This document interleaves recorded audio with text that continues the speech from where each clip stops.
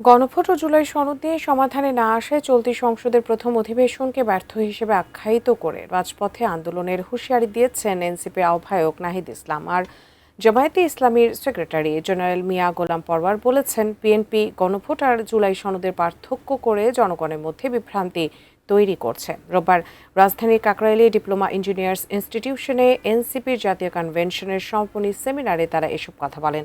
বিস্তারিত সাইমুম জান্নাত প্রভার রিপোর্টার।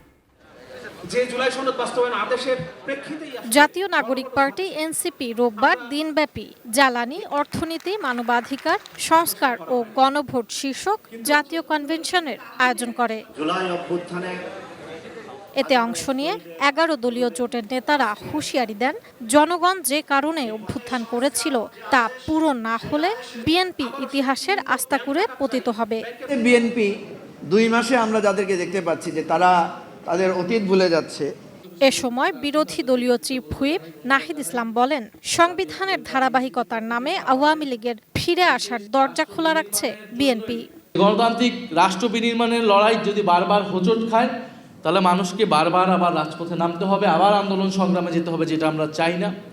আমরা চাই দেশের স্থিতিশীলতার স্বার্থেই এই গণতান্ত্রিক সংস্কারগুলো করে আমরা সামনের দিকে আগাতে চাই।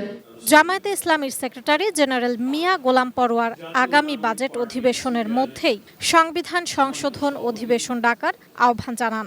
পার্লামেন্টে আমাদের বিরোধী দল তারা মুলতবি প্রস্তাব দিয়েছে, নোটিশ দিয়েছে, আলোচনা করে সেটা টকড আউট করেছে, মানা হয় নাই। ওনারা এখন ষড়যন্ত্র করছেন, ওই 10টা নোট অফ পয়েন্ট বাদে ওনারা নিজেরাই একটা সংবিধান সংশোধনের বিল বানাবেন। আগামী হয়তো বাজেট অধিবেশন বা কোনো একটা অধিবেশনে বিল বানিয়ে নিজেরাই সেটা পাশ করে নেবেন। তাই যদি করতে চান তাহলে একটা অপরিণামদর্শী সর্বনাশা পথে আপনারা হাঁটলেন। খেলাফত মজলিসের আমির মাওলানা মামুনুল হক বিএনপির সমালোচনা করেন।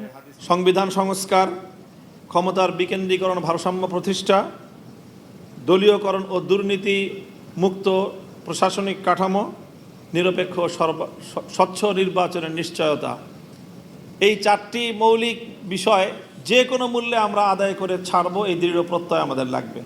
এর আগে মত প্রকাশের স্বাধীনতা নিয়ে এক সেশনে বক্তারা বলেন, সৎ ও সাহসী সাংবাদিক হতে হলে ব্যক্তিকেও স্বাধীন, সৎ, সাহসী হতে হবে। একটি গঠনমূলক, মুক্ত, স্বাধীন, সাহসী সাংবাদিকতা আমরা কনভেনশনের অতিথিরাও জুলাই সনদ বাস্তবায়নের তাগিদ দেন। তারা যেন এটা মনে রাখে, যতভাবে এটাকে ভিন্ন খাতে নেয়ার ইচ্ছা থাকুক না কেন, তারা চাইলেও এটা আগামীতে করতে পারবে না।